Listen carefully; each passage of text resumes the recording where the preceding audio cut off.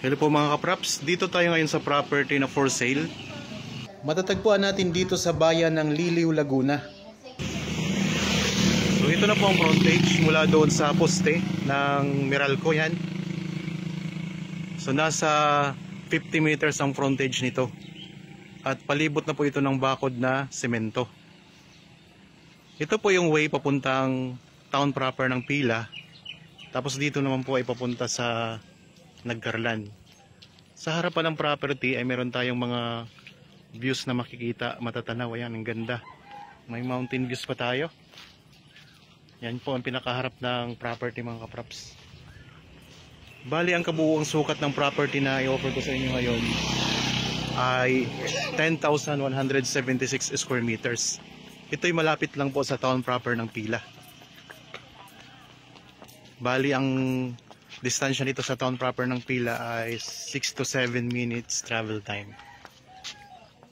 Okay, pasok na tayo mga kapraps. Meron na tayo ditong gate. Yan, ito yung harapan mga kapraps. Oh.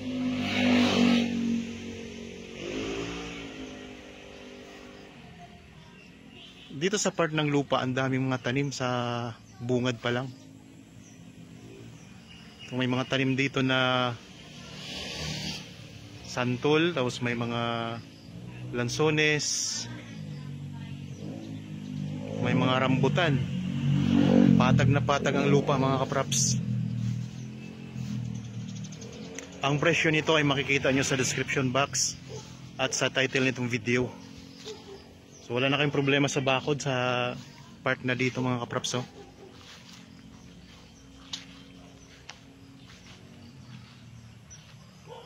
Yan, mga santol ang marami dito.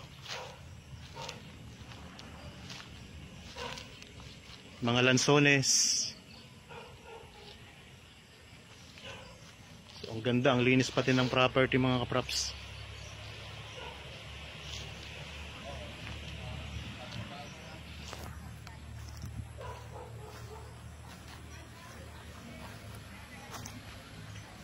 Kailangan likod.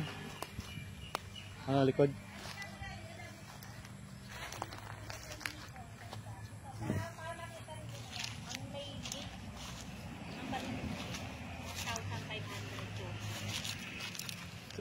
Itong area na to mga kapraps, itong may palibot na bakod ay 1,540.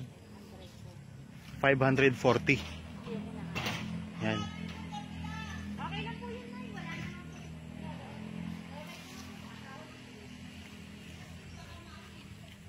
Okay, dito tayo sa may, ayan, may tanim din na kay Mito. May lansones, daming lansones. Rambutan.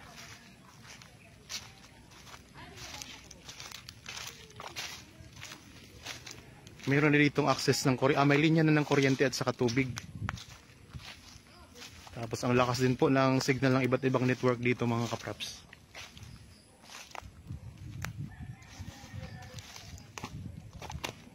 Tapos mayroon ditong mga tanim na halaman. Ayan.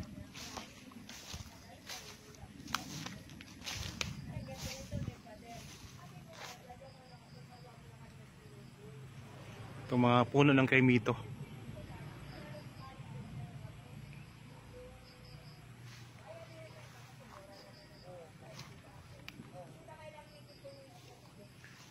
Ang buong sukat mga kapraps nito ay mahigit 1 hektarya o nasa 10,000. Mahigit ang sukat, 10,000 square meters.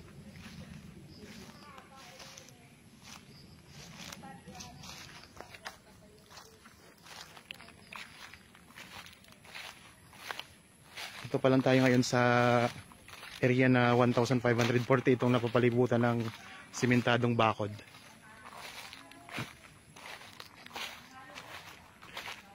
Tapos pupunta tayo doon sa iba pang part ng lupa.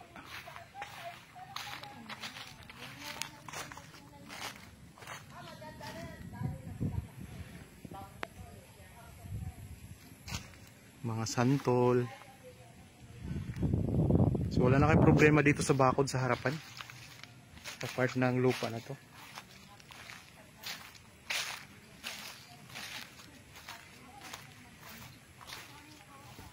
Tabing kalsada. Tabing-tabi lang ng kalsada mga kapraps.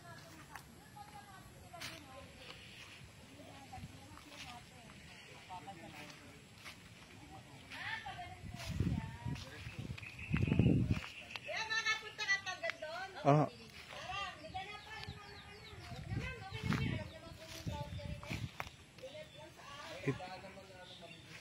Ito yung mga rambutan dito, maraming puno ng rambutan.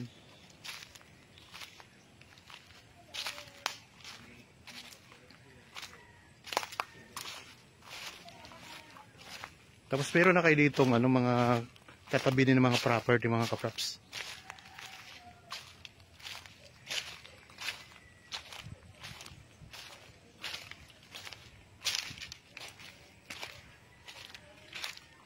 Ayan, mga katabi niyong property.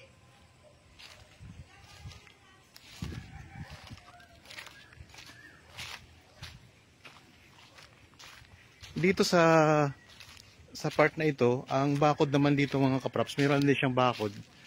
Mga barbed wire. Ayan. So mga barbed wire ang bakod niyan. Tapos talagang ang dami ditong mga lansones. Puro mga lansones po ang tanim sa loob. Doon sa bandang unahan kanina, yung pinanggalingan natin, ay may mga santol din at rambutan.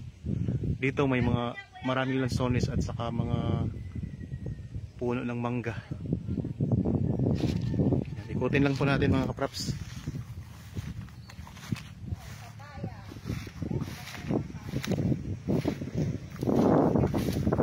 Patay ang lupa. Yan, may mga puno din ng avocado.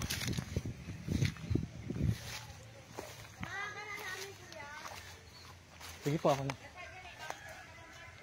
May bakod naman to palibot po, no?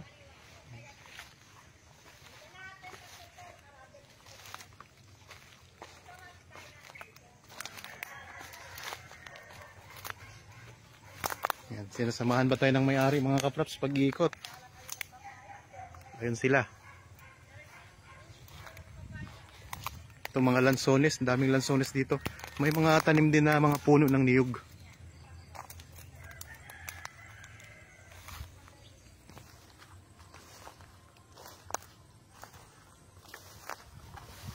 Kung sakaling interested po kayo sa property na ito, so ayan lang po ang mga contact details. Pwede nyo kaming tawagan, pwede nyo kaming i-text sa Messenger, sa Facebook o kaya meron din tayong Viber, cellphone number. Pwede rin sa WhatsApp mga kapraps. Dito sa bandang dulo, merong tanim na kawayan.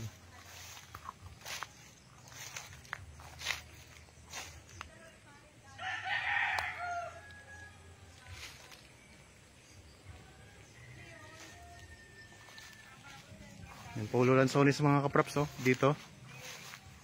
So income generating property. Talagang patag na patag ang lupa.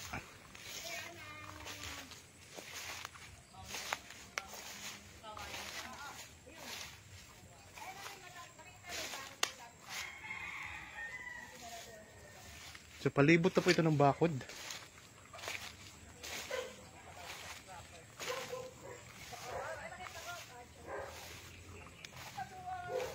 Ito may mga mangga din. Lansones. Dami. Pwede pa kayo mag-alaga dito ng mga alagaing hayop. Ayan, may mga alaga sila ditong kambing, oh.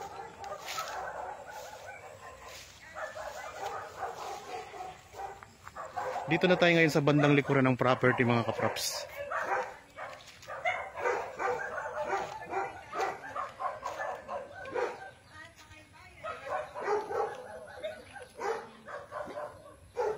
May mga saging din. So ulitin ko lang po mga kapraps, ang property na ito ay may sukat na 10,176 square meters. Matatagpuan natin sa bayan ng Liliw, Laguna. Ito ay napakalapit lang din po sa bayan ng Pila. Katabing-katabi lang po ng sementadong kalsada mga kapraps. Sa harapan ay merong part ng property na napapalibutan na ng bakod. Bali ang sukat ay 1,540 square meters, yung may bakod kanina pinakita ko.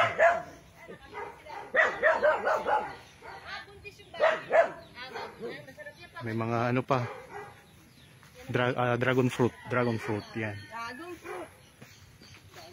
Kaka-harvest lang namin ng... Mga gaano kadaming lansones ito?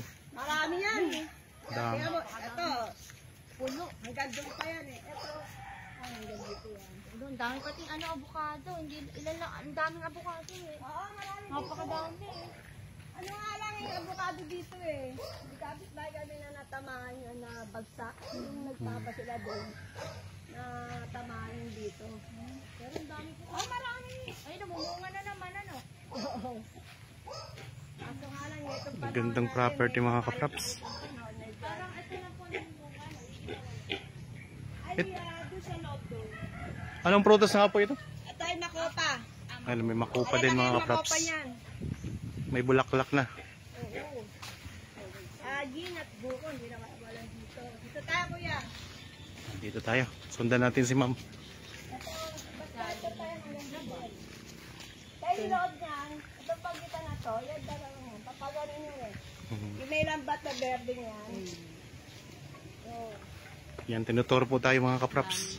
Sunod dun tayo. Ang avocado, halos pag ano, may avocado pa. Yan, meron ding durian ano. Meron. Yan, may mga puno din ng durian. Ito mga durian mga kapraps. Gandun yan. Basta meron baboy yan. Oh, palibot na po ito ng barbed wire. Kapit bahay namin po. Hmm. Yan, mga saging, ang tuloy. So kung interested po, kontakin nyo lang kami sa mga contact details na nandyan sa inyong mga screen. Pwede kayo magpa-schedule sa amin ng actual viewing mga kapraps. Wala ng saging yan. Tayo, may mga lansones din Salamat sa Diyos. dito. Tapos, kapatay ko yan. Dito po tayo. Ayan. Yan, may wire na dyan. Nakabilang ba ako dyan? Sa binasa. Basta may wire na sa Sa palibot na po yan ng ano ma'am. Oo. Pero labas na tayo dito muna kayo. Medyo takot na. Baka may ahas dito. Ano po ito dito mga tanim? Ayan, net please yan. Net please yan. Net. Parang kogon ano. Ano yung net here din? Hmm. Pinapakain yan sa... Kabayo? Oo, pwede nga i-ano sa mixer yan eh. Hmm. Hindi nga. Kaya halo sa pagkain ng baboy. Set yung aning munting kubo. Yan, may kubo dito sa loob. Sa may piha, yan. Ito may mga tanim din na langka. Hindi nakawala ng buhay. Oh, dami din lang. Ito yung pinakamalaking ano rin eh. Una Santol. ng Bangkok. Ang bangko. Asang gado. Yun ang santol dito pala mga kapraps ay Bangkok. Yung malalaki. Oh, sama mo nga sila doon sa may likod daw din. Okay na po, Nay. Ano na lang po ni... Kasi, Ito may kubo din po. ay di na sa amin yan. Hindi na yan kasama. Dito lang. Oo. Hmm. Ay, saan? Yan, ito yung boundary ang santol mga kapraps. Tapos, hanggang doon tayo sa kanila doon. Yung pag ano yun eh, sa letter U. Sabi, may kubo doon sa harapan. Likod doon. Okay, yeah, pwede kayo dyan. May mga gabi na tanim.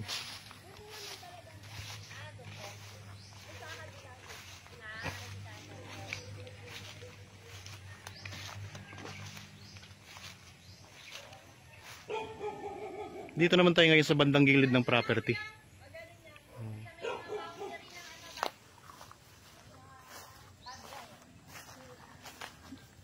So mahigit isang hektarya lang ito mga kapraps. Ito yung mga karamihang tinatanong ng mga buyers natin.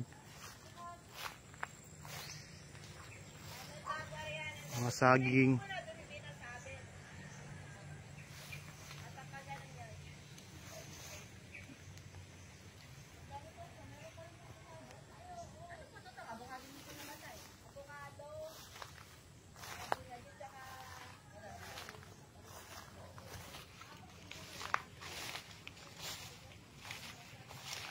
Doon tayo. Gandang property. Talagang ano. Pwede nyo po itong kung gusto nyo i-subdivide, pwede mga kapraps. Pero mas magandang gawin na lang farm ito mga kapraps. Kasi marami siyang mga tanim. Ganda. So talagang pasok na pasok yung sasakyan dito sa loob kasi kita nyo naman kanina, tabing kalsada lang po at may malaking gate mga kapraps. Ay may mga puno din ng lukban.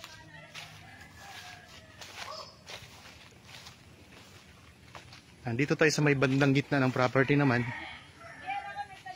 Dami nitong mga prutas.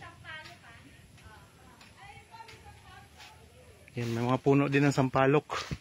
Maraming tanim mga kapraps. May langka, sampalok, may durian, may mga santol, mga puno ng niyog, mga saging, ang dami. Talagang maraming tanim na dito. Tapos mayroon pa sila ditong backyard na baboyan. Yan, pwede rin kayo mag-alaga ng konting, mga ilang baboy lang mga kapraps. Kagaya nito. Meron silang mga baboy dito.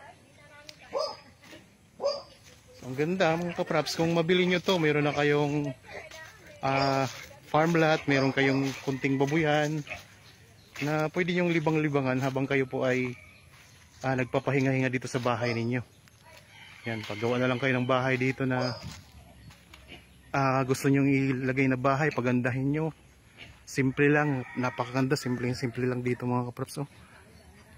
Yan, ito, ang daming mga santol, puro mga bangkok ng santol dito, yung malalaking santol. Tapos meron din silang ornamental na kawayan.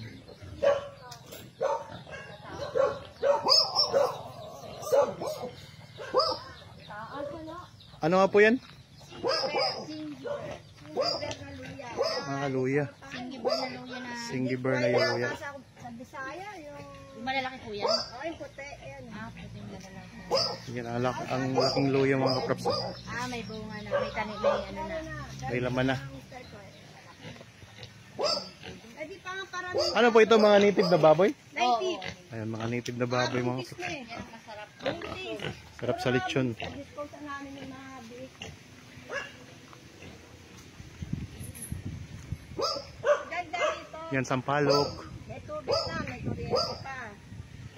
Kompleto na, wala na kayong poproblemahin. Titira na lang kayo. Meron nga puno-puno na, meron paghaharutas nandito.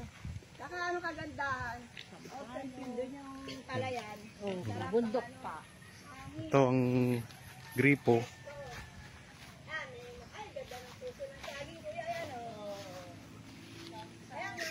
Yan ang may tubig na kayo. Ito yung tubig. Oh.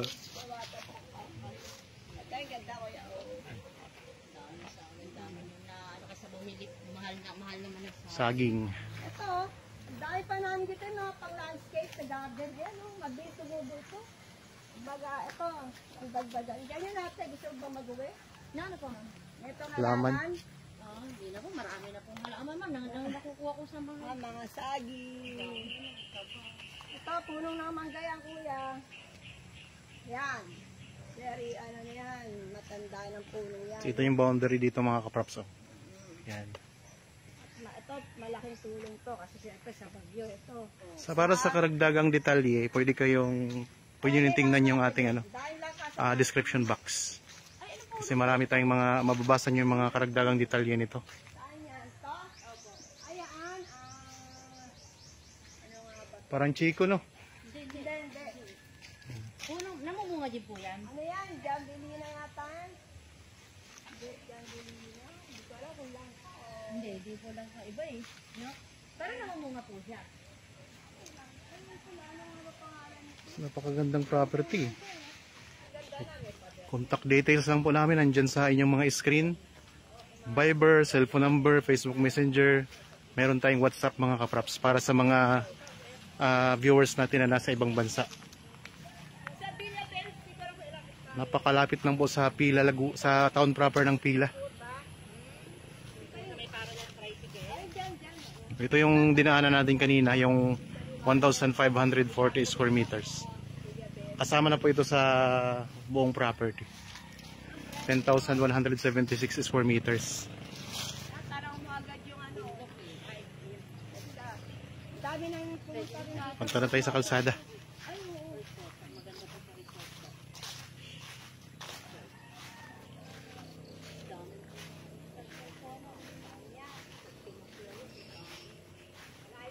May mga Carabao grass na rin ang lupa. Oh. Ito, mga tinagagalan yung iba, gawa kasi nung bumagyo,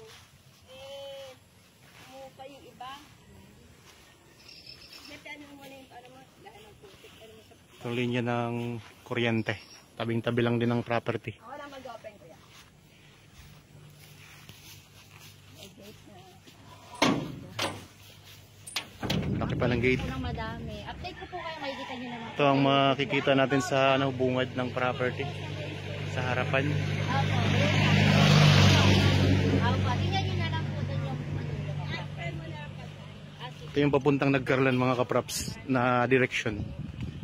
update ko po kayo pag po kayo tayo.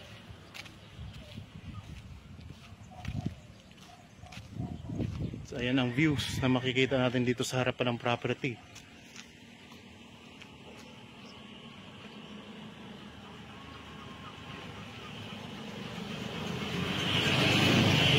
Ito yung direction namin papuntang town proper ng Pila. So ulitin ko lang mga kapraps, ang kabuuang sukat nito ay 10,176 square meter, titulado sa bayan ng Liliw, Laguna. Meron na pong palibot na bakod. At tabing-tabi lang ng kalsada, kompleto na. May mga linya ng kuryente, tubig. Talagang napakaganda mga kapraps. Ang daming mga tanim, punong-puno. Panalo na kayo sa tanim pa lang. Ito yung pinaka-frontage mula dito sa poste hanggang doon din sa kabilang poste. Yan. Hanggang doon din sa kabilang poste ang pinaka-frontage. Okay? Para po sa mga bago pa lang sa aking channel at tabadaan lamang po dito sa aking channel, huwag nyo pong kalimutang mag-subscribe at pindutin na rin po ang notification bell para maging updated kayo sa mga bagong property na i-offer po namin. Maraming salamat po. Lagi tayong mag-iingat at God bless po sa ating lahat mga kapraps.